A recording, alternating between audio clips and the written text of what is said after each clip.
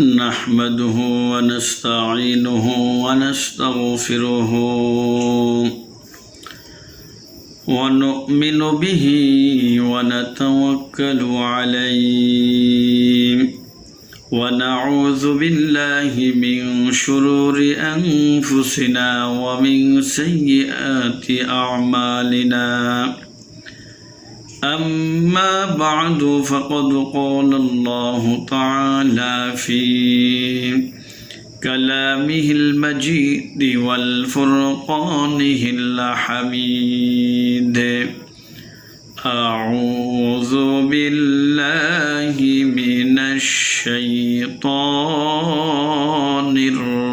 الرجيم بسم الله الرحمن الرحيم ألهاكم التكاثر حتى زرتم المقابر إلى الآخر الآية. وقال النبي صلى الله عليه وسلم يحرم ابن آدم ويشب منه اثنان على الحرص على المال والحرص على العمر أو كما قال عليه الصلاة والسلام إن الله وملائكته يصلون على النبي يا أيها الذين آمنوا صلوا عليه وسلموا تسليما اللهم صل على سيدنا ونبينا وشفيعنا وحبيبنا ومولانا محمد صلى الله عليه وعلى آله وأصحابه وبارك وسلم الحمد لله মহান রব্বুল আলামিনের দরবারে লাখো কোটি শুকর যে আল্লাহ রব্বুল আলামিন আজ পবিত্র জুমার দিন আল্লাহ পাকের ঘরে মসজিদে আসার বসার তৌফিক দান করেছেন। সেই মহান স্রষ্টার দরবারে শুকরিয়া দান সকলে বলি আলহামদুলিল্লাহ। লাখো কোটি দুরূদ সালাম বর্ষিত হোক আমার আপনার পেয়ারা নবী মুহাম্মদুর রাসূলুল্লাহ সাল্লাল্লাহু আলাইহি ওয়াসাল্লামের উপর। আল্লাহ রাব্বুল আলামিনের মহাগ্রন্থ আল কোরআনুল কারীমের 114টি সূরার ভিতর থেকে ছোট্ট একখানা সূরা সূরাতুত তাকাসুর, কোরআনের 102 নম্বর সূরা। জোরে বলেন কয় নাম্বার? কোরআনের 102 নম্বর সূরা আপনাদের সামনে তেলাওয়াত করেছি। এই সূরাটার নাম হচ্ছে সূরাতুত তাকাসুর। এই সূরাটা মক্কাতুল মুকাররমায় নাজিল হয়েছে। এর মধ্যে 8টি আয়াতে কারিমা রয়েছে। আল্লাহ রাব্বুল আলামিন এই সূরার ভিতরে মানুষ যে দুনিয়া লোভী হয়ে গেছে, মানুষ লোভ লালসা দুনিয়ার সম্পদ উপার্জনের প্রতিযোগিতা করতে গিয়ে মানুষের জীবনটা কবর পর্যন্ত চলে যাচ্ছে। মানুষ দুনিয়ার সম্পদের পিছনে ঘুরে আল্লাহ রাব্বুল আলামিনকে ভুলে গেছে। এই সম্বন্ধে আল্লাহ তাআলা আলোচনা করেছেন। আল্লাহ পাকের নিয়ামতের জবাবদিহি করতে হবে, এই সতর্কতা আল্লাহ তাআলা এই সূরার ভিতরে করেছেন। সুবহানাল্লাহ। যাই হোক, কোরআনুল কারীমের সূরাতুত তাকাসুরের আমরা সংক্ষিপ্ত অর্থটা আগে জেনে নেই। আল্লাহ রাব্বুল আলামিন বলেছেন আলহাকুমুত তাকাসুর। আল্লাহ রাব্বুল আলামিন বলেন আলহাকু, তোমাদেরকে কিসে, কোন সম্পদে, তাকাসুর মানে লালসা, প্রতিযোগিতা। কিসের প্রতিযোগিতা তোমরা করো যার কারণে আল্লাহ রাব্বুল আলামিনকে তোমরা ভুলে গেছো? আল্লাহর স্মরণ থেকে তোমাদেরকে কোন জিনিস তোমাদেরকে গাফিল করে রেখেছে? মানুষ দুনিয়ার মধ্যে এমন কাজকর্ম করে যে কাজকর্মের কারণে এত ব্যস্ত থাকে মানুষ, যার কারণে আল্লাহ রাব্বুল আলামিনের হুকুম পর্যন্ত মানুষ ভুলে যায়। আল্লাহ পাকের হুকুম বলতে বলতে এমন কি হাত্তা হাত্তা যুরতুমুল মাকাবির। আল্লাহ পাক বলেন এই মানুষগুলো কবর পর্যন্ত চলে যায়, কবরে পৌঁছে যায়, এরপরও মানুষগুলো আল্লাহ পাকের হুকুম মানে না। এগুলি আল্লাহ পাক বলেছেন কাল্লা সাউফা তা'লামুন। আল্লাহ পাক বলেন অচিরেই তোমরা জানতে পারবে, সুম্মা কাল্লা সায়া'লামুন, অতঃপর অচিরেই তোমরা এগুলা জানতে পারবে। কাল্লা লাউ তা'লামুনা ইলমাল ইয়াকিন। আল্লাহ পাক বলেন যদি তোমরা ইয়াকিনের সাথে নিশ্চিতভাবে তোমরা জানতে বিশ্বাস করতেন, লাতারাবুন্নাল জাহিম। আল্লাহ পাক বলেন তোমরা জাহান্নাম দেখতে পাবে। সুম্মা লাতারাবুন্নাহা আইনাল ইয়াকিন, সুনিশ্চিতভাবে তোমরা জাহান্নামকে দেখতে পাবে। সুম্মা লাতুসআলুন্না ইয়াউমাইযিন আনিন নাঈম। আল্লাহ রাব্বুল আলামিন বলেন আল্লাহ পাক যে তোমাদেরকে নিয়ামত দিয়েছেন, এই নিয়ামতের সম্পর্কে আল্লাহ রাব্বুল আলামিনের কাছে তোমাদেরকে জিজ্ঞাসিত করা লাগবে, জিজ্ঞাসিত হবে।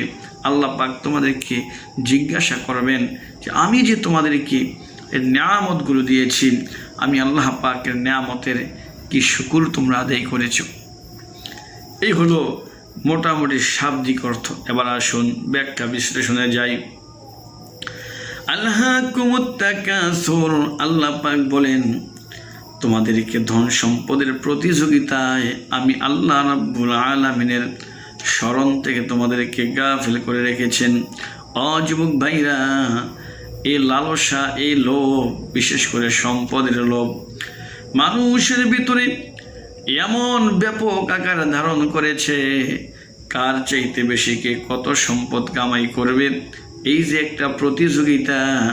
অথচ আল্লাহ রাব্বুল আলামিন বলেছেন সূরাতুল বাকারার 148 নম্বর আয়াতের ভিতরে, প্রতিযোগিতা করবা। বান্দা কিসের প্রতিযোগিতা করবা? ফাস্তাবিকুল খায়রাত, নেক কাজের, ভালো কাজে তোমরা প্রতিযোগিতা করবা। অথচ আমরা সে ভালো কাজের প্রতিযোগিতা না করে, নেক কাজের প্রতিযোগিতা না করে আমরা কি করি? হালাল নাই, হারাম নাই, জুলুম করে, অত্যাচার করে, নির্যাতন করে, জোর জবরদস্তি করে আমরা মানুষের সম্পদগুলো আত্মসাৎ করি, লুটপাট করি, কোটি কোটি টাকার মালিক হয়ে যায়, দেশের টাকা বিদেশে পাচার করে রাতারাতি আঙ্গুল ফুলে কলা গাছ হয়ে যায়। কথা ঠিক না বেঠিক? অথচ এই সম্পদ আল্লাহ পাকের একটা নিয়ামত। আল্লাহর নবী বলেন কুল্লু বানি আদম খাত্তাউন। আল্লাহর রাসূল বলেন প্রত্যেকটা নবীর উম্মতকে আল্লাহ তাআলা পরীক্ষা করেছেন। কুল্লু উম্মাতিন ফিতনাতুন ওয়া ফিতনাতুন উম্মাতিল মাল।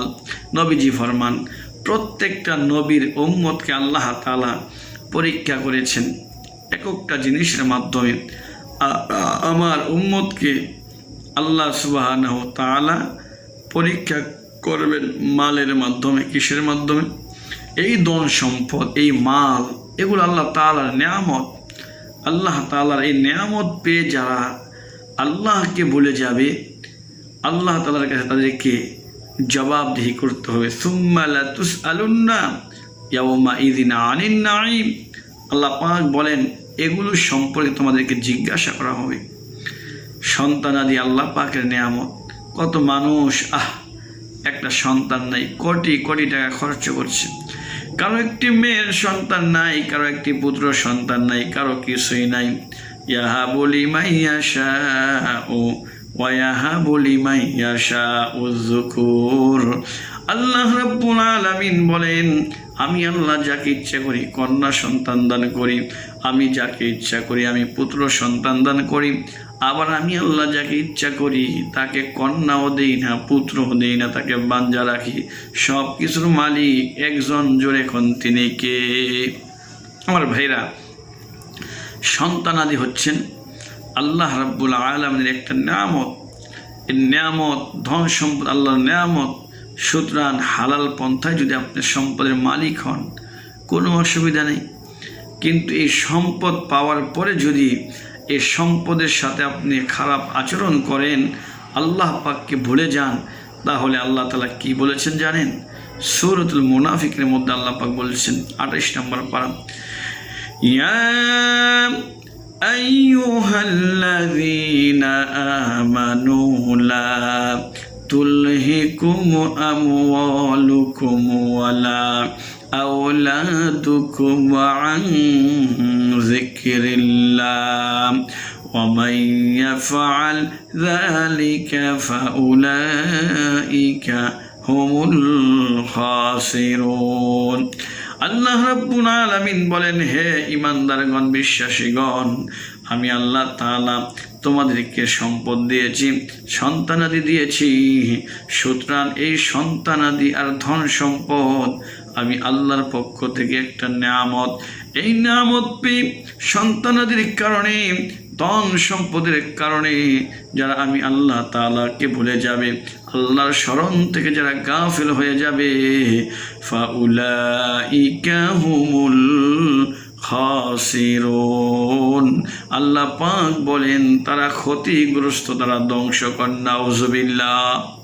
সুতরাং এই সন্তানাদি দিয়েছেন কে? আল্লাহ তাআলা।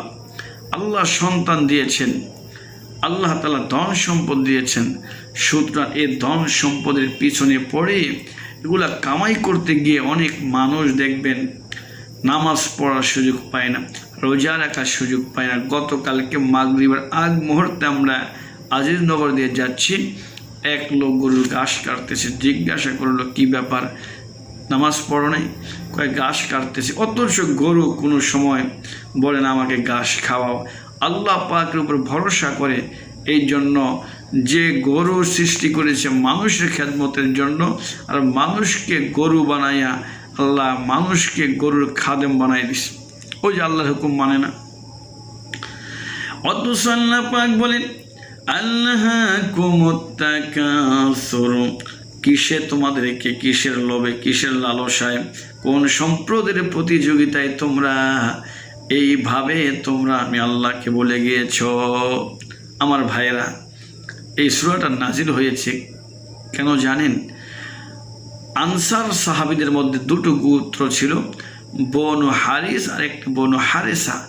ওরা সম্পদ নিয়ে তারা বাহাদুরি করত, হিংসা করত, প্রতিযোগিতা করত। বনু হারিস বলতেন আমাদের লোক সংখ্যা বেশি, সম্পদ বেশি, আমাদের ওটের সংখ্যা বেশি, বেড়া বকরির সংখ্যা বেশি। আরেক দিক দিয়ে বনু হারিসা গোত্রের লোকেরা বলতো, না, তোমাদের চেয়েতে আমাদের সম্পদ বেশি, আমরা অনেক কিছুর মালিক, অনেক ওট বকরি বেড়া দুম্বার মালিক। এভাবে তারা প্রতিযোগিতা করত, একজন আরেকজনের সাথে পাল্লা ধরত।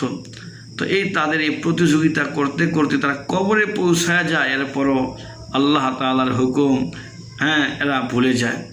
আল্লাহ তাআলা তাদেরকে উদ্দেশ্য করে এই সূরা নাজিল করে গোটা দুনিয়ার মানুষকে জানিয়ে দিয়েছেন, মানুষ সম্পদের পিছনে ঘুরিও না। এই সম্পদ আজকে আমার আমার আমার বলতেছি, আসলে আমার বলতে কিছুই নাই।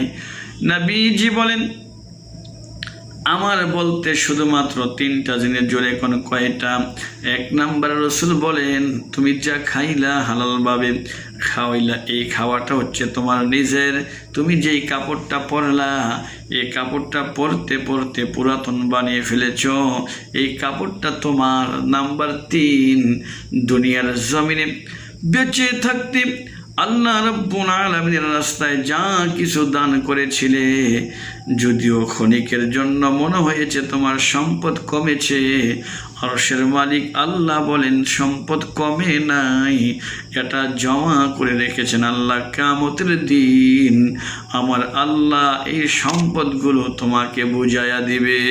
সুবহানাল্লাহ। যা দান করেছেন আর যা খেয়েছেন, যা পড়েছেন, এগুলো হচ্ছে আপনার। আর যা রেখে গিয়েছেন এগুলো আপনার নয়। আপনার মরতে দেরি আপনার ওয়ারিশ আসে দাঁড়াবে, সন্তানাদি দাঁড়াবে, মেয়ে দাঁড়াবে, স্ত্রী দাঁড়াবে, আত্মীয় স্বজন হক নিতে আসবে। কিন্তু আমি আপনি কেউ নই। আমার দাদা বলেছিল এই বাড়ি জমি আমার, এরপর আমার বাবা বলেছে, এখন আমি বলতেছি আসলে আমিও একদিন থাকবো না। আমার সন্তান বলবে আমি সম্পদের মালিক। আল্লাহ পাক বলেন আসলে কেউ মালিক না, এই সব কিছুর স্থায়ী মালিক হচ্ছে একজন। চিল্লা এখন তিনি কে? আল্লাহ সুবহানাহু ওয়া তাআলা। আমার বন্ধুগণ, এই জন্য লোভ মানুষকে পাগল বানিয়ে ফেলে। আল্লাহ রাব্বুল আলামিন বলছেন মানুষের ভিতরে এত লোভ। আহারে, রসুল একটা হাদিসে বলছেন ইয়াহরামু ইবনু আদম ওয়া ইয়াশিব্বু মিনহু ইসনানি হিরসু আলাল মাল ওয়াল হিরসু আলাল উমর। মানুষ বুড়া হতে থাকে অথচ তার দুটো জিনিস দিন দিন দিন দিন জোয়ান হতে থাকে। এক নাম্বার হলো মালের লোভ। কেউ চায় না আমি গরিব হয়ে যাই, আমার সম্পদ কমে যাক। সবাই চায় আমার সম্পদ বাড়তেই থাক, বাড়তেই থাক। একজন বুড়া মানুষ হারতে পারে না, ওকেও যদি আপনি জিজ্ঞাসা করেন দেখবেন সেও বলবে আমি গরিব হতে চাই না, সম্পদ আরও আমার বাড়ুক, এটাই আমি চাই। 2 নাম্বার ওয়াল হিরসু আলাল উমর, বয়সের লোভ, হায়াতের লোভ। কেউ মরতে চায় না, চায় আরও একদিন যেন দুনিয়ায় বেঁচে থাকি, আরও একদিন যেন দুনিয়ায় বেঁচে থাকি। দেখবেন অসুস্থ হয়ে গেছে, কিডনি ড্যামেজ হয়ে গেছে, ভিতরে হাড় ব্লক হয়ে গেছে, রিং নষ্ট হয়ে গেছে। কিছুদিন বেঁচে থাকার জন্য কোটি কোটি টাকা খরচ করে বিদেশে গিয়ে চিকিৎসা করে। কথা ঠিক না ঠিক? এই যে একটা হায়াতের লোভ, বেঁচে থাকার একটা লোভ, আল্লাহ পাকের নবী বলছেন যে এটা যতই বয়স হয় এ বেঁচে থাকার একটা লোভ এটা মানুষের ভিতরে বাড়তেই থাকে। আর কেউ ফকির হতে চায় না, খালি সম্পদ বাড়ুক, জায়গা বাড়ুক, এই টেনশনই সবাই করে। আর এই প্রতিযোগিতা করতে করতে মানুষ কবর পর্যন্ত পৌঁছে যায়। আমার ভাইরা, আল্লাহ রাব্বুল আলামিনের নবী সম্পদ পছন্দ করেন নাই, অথচ হালালভাবে যদি আপনি সম্পদ উপার্জন করেন কোনো অসুবিধা নাই। কিন্তু এই সম্পদ আল্লাহ নবী বলেন আমার উম্মত অভাবের কারণে ধ্বংস হয়ে যাবে। আমি নবীজি এই ভয় পাই না, আমার ভয় হয় সম্পদ বাড়ার কারণে না জানি আমার উম্মত ধ্বংস হয়ে যায় সম্পদের লোভে, সম্পদের প্রতিযোগিতায়। কারণ বাবা, এই সম্পদ আল্লাহর নিয়ামত, সঠিকভাবে ব্যবহার করতে না পারলে, অন্যায় জুলুমভাবে যদি আপনি উপার্জন করেন, এই সম্পদ আপনার জন্য জাহান্নামে যাওয়ার কারণ হয়ে যাবে। ঠিক না ঠিক? জাহান্নামে যাওয়ার কারণ হয়ে যাবে। আজকে সম্পদের প্রতিযোগিতায় কে কার চাইতে ধনী হতে পারবে, এই জন্য মারামারি, কাটাকাটি, হত্যা, রাহাজানি, ভাই ভাইয়ের সাথে সম্পর্ক, বোন ভাইয়ের সাথে সম্পর্ক নাই, আত্মীয় আত্মস্বজনের সাথে সম্পর্ক নাই। একমাত্র হব্বে মাল, এ মালের লোভ মানুষের ভিতরে ঢুকে গেছে। একটাই মাত্র কারণ। কথা ঠিক না বেঠিক? পাওয়া মাল, মানুষের ভিতরে এত চাহিদা, এত চাহিদা। আল্লাহ পাক বলে হাত্তা যুরতুমুল মাকাবির, নবী কয় কবরের মাটি তার মুখ দিয়ে ঢোকার আগ পর্যন্ত মানুষের লোভ চাহিদা শেষ হবে না। বেঁচে থাকলে খালি লোভ আসতেই থাকে, চাহিদা হতেই থাকে। এই জন্য নবী বলছেন, আল্লাহ বলছে লোভ করতে করতে কবরে পৌঁছায় যায়। রসুল বলেন কবরের মাটি তার মুখ দিয়ে গিয়ে পেট না ভরলে আর এই সম্পদের চাহিদা লোভ তার মিটবে না। নাউজুবিল্লাহ। আল্লাহ রসুল সাল্লাল্লাহু আলাইহি সাল্লাম একবার একটি খেজুরের পাতা দিয়ে বোনানো একটা পাটির মধ্যে শোয়া হযরতে ওমর ফারুক রাদিয়াল্লাহু তাআলা আনহু আল্লাহ রসুলের কাছে গেলেন, গিয়ে বলেন ইয়া রাসূলুল্লাহ, আপনার পিঠের মধ্যে পাটির দাগ পড়ে গেছে, অথচ এই পারস্যের দিকে তাকিয়ে দেখেন, রোম সাম্রাজ্যের দিকে তাকিয়ে দেখেন, তারা কত আরাম আয়েশে জিন্দেগি কাটাচ্ছেন। আল্লাহ নবী আপনি এত কষ্ট করছেন। আমার নবী রাহমাতুল লিল আলামিন ডাক দিয়ে ওমর রে, ওই কাফের মুশরিকদের জন্য জান্নাত নাই, পরকালে তাদের জন্য কোনো সুখ নাই। এ ওমর, আমি নবী তো এটাই চাই, আমি নবী যদি সম্পদ চাইতাম, আল্লাহ রাব্বুল আলামিন আমাকে উহুদ পাহাড়টাকে স্মরণের পাহাড় বানাইয়া দিতে চেয়েছেন, আমি নবীজি নেই নাই। কারণ সম্পদের লোভ মানুষের ভিতরে যদি ঢুকে যায়, ওই মানুষ ঠিক থাকতে পারে না, মানুষ ধ্বংস হয়ে যায়। আর তাছাড়া নবী বলছেন, দুনিয়া সিজনুল মুমিনিন ওয়া জান্নাতুল কাফিরিন। অমরে, এই দুনিয়াটা হলো বেঈমান কাফিরদের জন্য বেহেশতখানা। কারণ পরকালে তাদের জন্য কোনো সুখ নেই, তাদের জন্য কোনো জান্নাত নাই। আর যারা পরকাল বিশ্বাস করে, জান্নাত বিশ্বাস করে, ওমর রে, তাদের জন্য পরকালের সুখ রয়েছে। আর এই দুনিয়ার তুলনায় পরকাল হলো উত্তম জিন্দেগি। কোন সুবহানাল্লাহ। আমার ভাইয়েরা, দুনিয়ার জিন্দেগি সুখে থাকলেও কেটে যাবে, দুঃখে থাকলেও কেটে যাবে, কিন্তু পরকালের এমন জিন্দেগি যার শুরু আছে শেষ নাই। আল্লাহ রাব্বুল আলামিন সূরাতুল আলার ভিতরে বলেন, বাল তুসিরুনাল হায়াতাদ দুনিয়া ওয়াল আখিরাতু খায়রুন ওয়া আবকা ইন্না হাযা লাফিস সুহুফিল উলা সুহুফি ইব্রাহিম ওয়া মূসা। সুহুফি ইব্রাহিম ওয়া মূসা। আল্লাহ পাক বলেন, এই দুনিয়ার তুলনায় পরকালের জিন্দেগি বড় শান্তির জিন্দেগি, উত্তম জিন্দেগি। এই নসিহতগুলা মুসার কিতাবও ছিল, ইব্রাহিমের সহিফার মধ্যেও ছিল। কোন সুবহানাল্লাহ। শুধু তাই না, আল্লাহ রাব্বুল আলামিন সূরাতুত তাওবার মধ্যে বলেন, আল্লাহ পাকের নবী বলেন, ফামা, আল্লাহ রাব্বুল আলামিন সূরাতুত তাওবার মধ্যে ইরশাদ করেন, ফামা মাতাউল হায়াতিদ দুনিয়া ফিল আখিরাতি ইল্লা কলিল। আখিরাতের তুলনায় গোটা দুনিয়াটা বড়ই সামান্য, নগণ্য। নাউযুবিল্লাহ। অর্থাৎ পরকালের সুখ শান্তির তুলনায় এই দুনিয়াটা কোনো সুখ নাই, কোনো শান্তি নাই। সুতরাং দুনিয়াতে চলতে গেলে কিছু ধন সম্পদের প্রয়োজন আছে।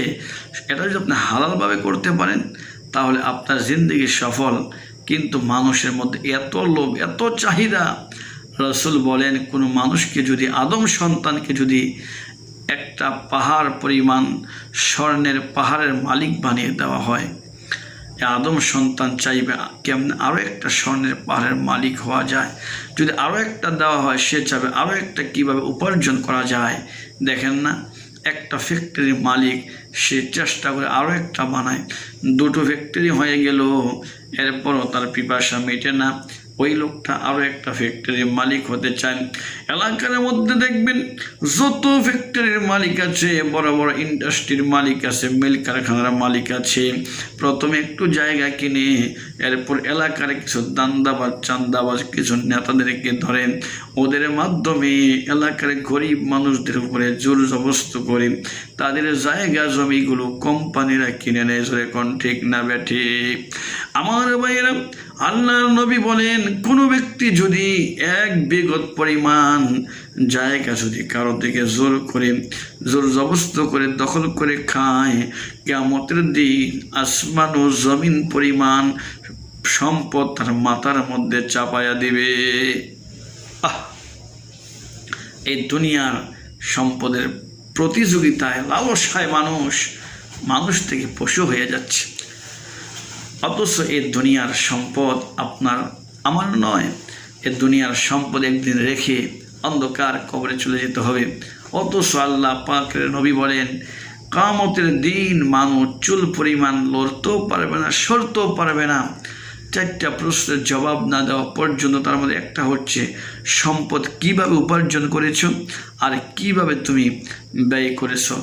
হালালভাবে উপার্জন করেছো না হারামভাবে? আল্লাহর রাস্তায় দান করেছো না শয়তানের রাস্তায় দান করেছো? সুতরাং যার সম্পদ বেশি তার হিসাব বেশি।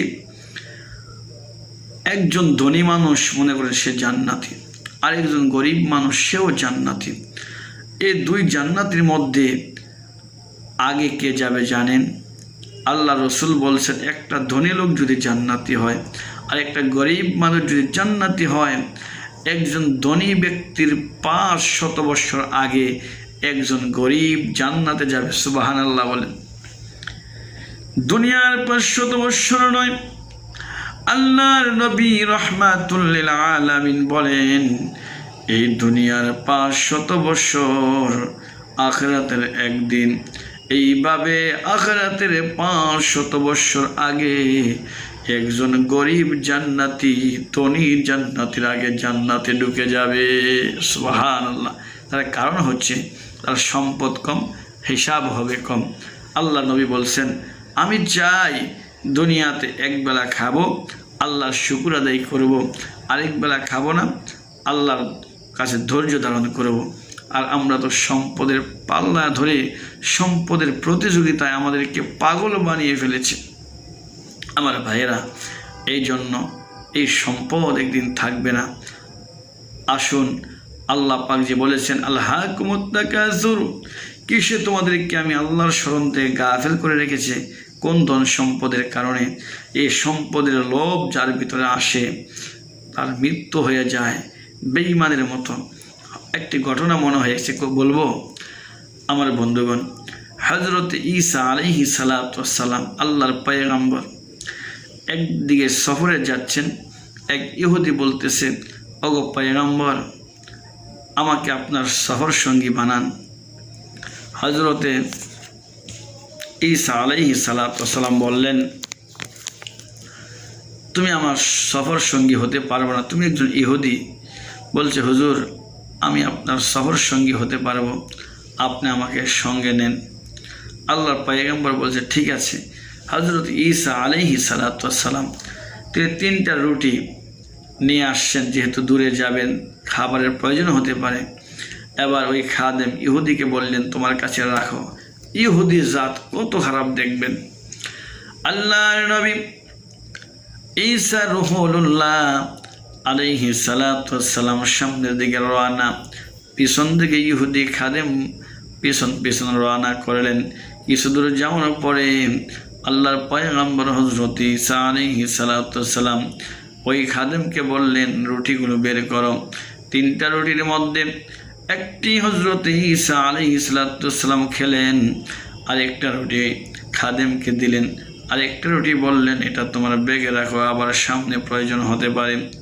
আমার বন্ধুগণ, হযরত ঈসা আলাইহিস সালাতু ওয়াস সালাম কিছুক্ষণ যাওয়ার পরে এবার বলল, ইহুদি খাদেমকে বলল, ওই রুটিটা বের করো। ইহুদি বলে, হুজুর, ওই রুটি কোথায় গেছে আমি তো জানি না। আল্লাহর পয়গম্বর বলেন, কিছুক্ষণ আগেও তো তোমার কাছে ছিল, এইটা কোথায় গেছে সত্য করে বলো। কয়, আমি জানি না।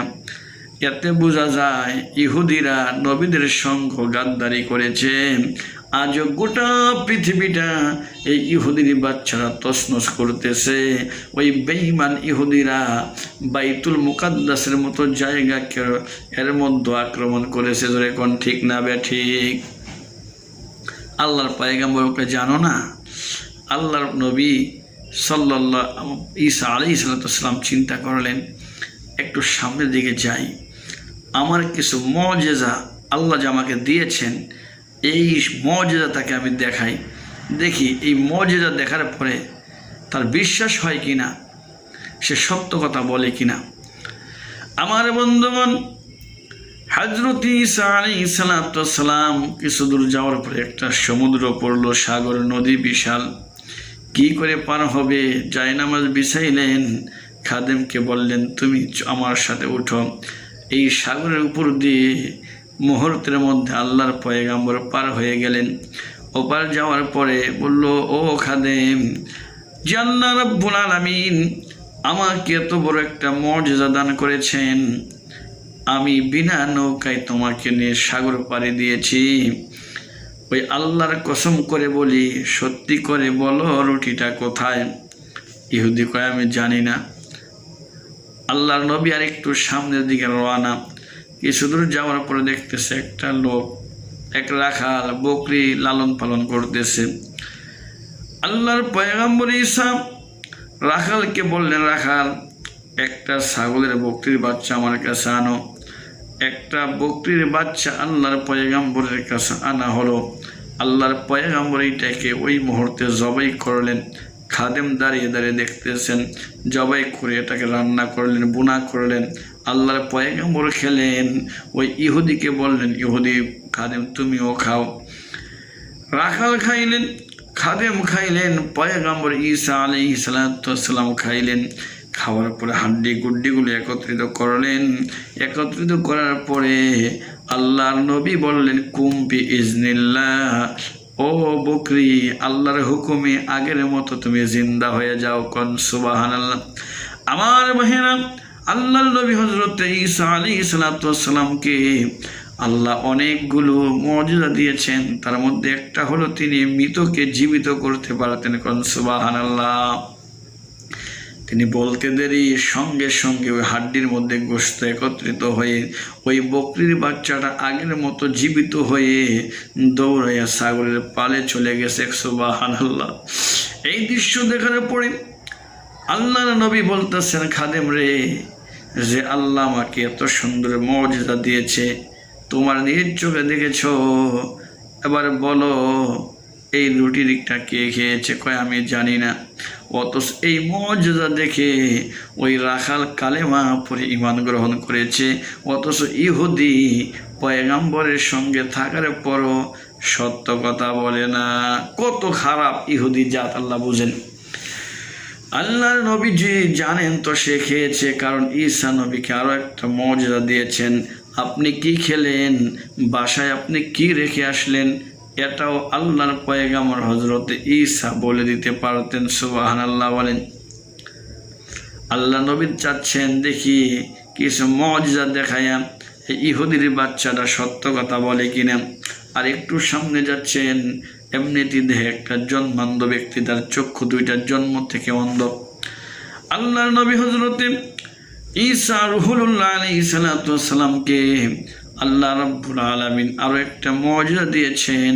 তিনি কোনো অন্ধ ব্যক্তির চোখে হাত বুলাইলে আল্লাহ পাক তার চক্ষু ভালো করে দিতেন। সুবহানাল্লাহ। ঈসা পয়গম্বর ওই অন্ধ ব্যক্তির চোখে হাত রাখতে দেরি সঙ্গে সঙ্গে চক্ষু ভালো হয়ে অন্ধ দেখতে আরম্ভ করল। বলল, আশহাদু আল্লাহ ইলাহা ইল্লাল্লাহ। ঈসা রুহুল্লাহ কালেমা পড়ে মুসলমান হয়ে গেছে। সুবহানাল্লাহ। অথচ ইহুদি এই দৃশ্যটা দেখার পরে আল্লাহর পয়গম্বর বলছেন, দেখো এই অন্ধর চোখে হাত রাখলাম, আল্লাহ ভালো করে দিয়েছেন। ওই আল্লাহর নামের কসম করে বলি, এবার তুমি বলো ওই রুটিটা কে খেয়েছে? ইহুদি কয় আমি জানি না। আল্লাহর পয়গম্বর দেখছে এই ইহুদি কিয়ামত তুরি আমার সাথে থাকলে ইহুদি কোনোদিন ভালো হবে না। এবার আল্লাহর পয়গম্বর কিছু বালু একসাথে করলেন। হ্যাঁ, আবার কোনো কিতাবে লিখছে তিনি একটা বালি সরাইলেন, এমনিতে 3টা স্বর্ণের টুকরা ইট বের হয়ে গেছে। কোন সুবহানাল্লাহ। এই স্বর্ণের টুকরাগুলো দেখে ইহুদির লোভ চলে আসলো। চিন্তা করতেছে, যেহেতু 3টা স্বর্ণের টুকরা পাওয়া গেল, অবশ্যই পয়গম্বর ঈসার 2টা যদি নাই অন্তত একটা তো আমাকে দিবে। আর একটা স্বর্ণের টুকরা যদি আমি পেয়ে যাই, আমার জীবনটা ধন্য হয়ে যাবে। এই আশা, এই লোভ লালসা ইহুদির মনে মনে ঘুরতেছেন। আল্লাহর পয়গম্বর বলেন, একটা স্বর্ণের ইট আমার, আরেকটা হলো তোমার। কয় হুজুর আরেকটা আছে, এইটা নেবে কে? এইটা ওই ব্যক্তিকে দিব যেই ব্যক্তি এই রুটিটা খেয়েছে। আমার ভাইয়েরা, ইহুদির ভিতরে সম্পদের লোভ চলে আসলো। এবার চিন্তা করে, হারে এই রুটি তো আমি খেয়েছি, তার মানে আল্লাহর নবীদের কথা তো কোনোদিন মিথ্যা হয় না। অবশ্যই তিনি আমাকে এই স্বর্ণের ইট দেবেন। আর আমি 2টা স্বর্ণের ইটের মালিক যদি হয়ে যাই, আমার 14 পুরুষ পর্যন্ত বসে খেলেও তা শেষ করা যাবে না। লোভ চলে আসলো, সম্পদের লোভ। এবার বলতেছে, না হয় 2-একটা গালিও দিব, না একটা থাপ্পড় দিব, ইট তো ভাঙো। এবার বলতেছে, পয়গম্বর আমাকে মাফ করবেন, আমি ওই রুটিটা খেয়েছি। এতক্ষণ বলে না ইহুদির বাচ্চা, একবার স্বর্ণের লোভে, সম্পদের লোভে পড়ে সে বলছে। আল্লাহর পয়গম্বর বলছে, ধরো এইটা নিয়ে যাও, এমনকি আমার সাথে যেটা আছে এটাও তুমি নিয়ে যাও, আমার কোনো প্রয়োজন নাই। তবে শোনো, তোমার ভিতরে যে সম্পদের লোভ, তুমি একটা মিথ্যাবাদী। আল্লাহর রাসূল বলছেন, as-sidqu yunji ওয়াল কিযবু ইহলিকু, সত্য মানুষকে মুক্তি দেয় আর মিথ্যা মানুষকে ধ্বংস করে ফেলে। আল্লাহর নবী হযরত ঈসা আলাইহিস সালাম বললেন, ইহুদি আমার সঙ্গে চলার মতো তোমার যোগ্যতা নাই, চলে যাও। এবার ইহুদি মনের আনন্দ, 3টা স্বর্ণের টুকরা তার 14 পুরুষ পর্যন্ত বসে খেতে পারবে। এই আনন্দের সম্পদগুলো মাথায় নিয়ে রওনা। কিছু দূর যাওয়ার পরে রাস্তার মধ্যে 2 জন ডাকাতের সঙ্গে 3 জন ডাকাতের সঙ্গে দেখা হয়ে যায়। ডাকাতের লিডার বলতেছে, ও যুবক, তোমার মাথার মধ্যে কি কয়? কিছুই নাই। আচ্ছা বলেন তো, মাথার মধ্যে গাঁটটি এখন যদি বলে কিছুই না, সন্দেহ বাড়ে না কমে? ডাকাতের লিডার বলে, পাগলে কয় কি, মাথার মধ্যে গাঁটটি? আর সে বলে কিছুই নাই। তাপা দিয়ে নিয়ে গিট্টুটা খুলে দেখে সর্বনাশ, এমন সুন্দর 3টা স্বর্ণের টুকরো। এই 3টা স্বর্ণের টুকরা যদি তারা 3 জনে নিতে পারে, কিয়ামত পর্যন্ত বসে খেলেও শেষ হবে না। ডাহাত কয় সর্বনাশ, এই 3টা স্বর্ণের ইটের মালিক যদি আমরা হতে পারি, আমাদের জীবনের ডাকাতি করার প্রয়োজন হয় না। এবার বলতেছে, ওকে মেরে ফেলবো। এবার সে বলে, দেখো, অনেক কষ্ট পরিশ্রম করে আমি এনেছি, এর চাইতে ভালো হয় মারার কি দরকার, চলো আমরা 4 জনে ভাগ করে নিই। এবার ভাগ করবে, বসলো। এখন চিন্তা করতেছে, ইট হইল 3টা, আমরা মানুষ হইলাম 4 জন, তাহলে এটা কিভাবে সম্ভব? ভাঙতে গেলে কার কম হয় বেশি হয়, একটা ঝামেলা না? এবার 3 জনে মিললে একটা বুদ্ধি করলো। কি বুদ্ধি করলো? যে একজনকে বাজারে পাঠায় কিছু খাবার আনার জন্য, আর সে যখন খাবার নিয়ে আসবে, আমরা বলবো রুটিটা মজা না, ভাজিটা বাসি হয়ে গেছে। তো সে বলবে খাইলে খাও, না খাইলে না খাও। তখন আমরা 3 জনে মিলিয়ে তারে পাথর নিক্ষেপ করে শেষ করে ফেলব। এবার একজনকে সিদ্ধান্ত করে একজনকে পাঠাইয়া দিল। সে রুটি নাস্তা আনার জন্য বাজারে যায়, আর 3 জন মিলিয়া পরামর্শ করতেছে, আরে এই লোকটা আসবে, পাথর মেরে আমরা তাকে শেষ করে ফেলবো, তাহলে 3টা ইট আর ভাঙ্গার প্রয়োজন নাই, এই সম্পদগুলো একটা একজনে নিয়ে বাড়িতে চলে যাব। আমার বন্ধুগণ, যে লোকটা নাস্তা আনার জন্য গেল, শয়তান তার মনের মধ্যে ধোঁকা দিল। এই লোকটা বলতেছে, 4টা ইট আবার 3 জনে কি করে ভাগ করা যায়? এর চাইতে ভালো খাবারের সাথে মারাত্মক বিষ মিশাইয়া দিব, যেই বিষ খাইতে দেরি, মরতে দেরি হবে না। সুতরাং 3 জন যদি শেষ হয়ে যায়, 3টা স্বর্ণের টুকরা আমি একাই মালিক হয়ে যাব। এই লোভ তার ভিতরে আসলো। যেমন কথা তেমন কাজ। ওই লোকটা নাস্তার মধ্যে বিষ মিশাইয়া আনলো। আনতে দে 3 জনের পূর্ব প্রস্তুতি অনুযায়ী পাথর নিক্ষেপ করে তাকে দুনিয়ার থেকে বিদায় করে দিছে। লাশ হয়ে পড়ে আসে। এবার বলে, পথের কাটা শেষ, 3 জনে 3টা ইট নিয়ে বাড়িতে যাব, তার আগে চলো মনের আনন্দে পেট ভর্তি করে নাস্তাটা খেয়ে নিই। আমার ভাইয়েরা, ওই নাস্তার মধ্যে বিষ ছিল। নাস্তা খেতে দেরি, রুটি খাওয়া শেষ, সঙ্গে সঙ্গে বিষ আক্রান্ত হয়ে ওই জায়গায় 3 জন মরে গেছে।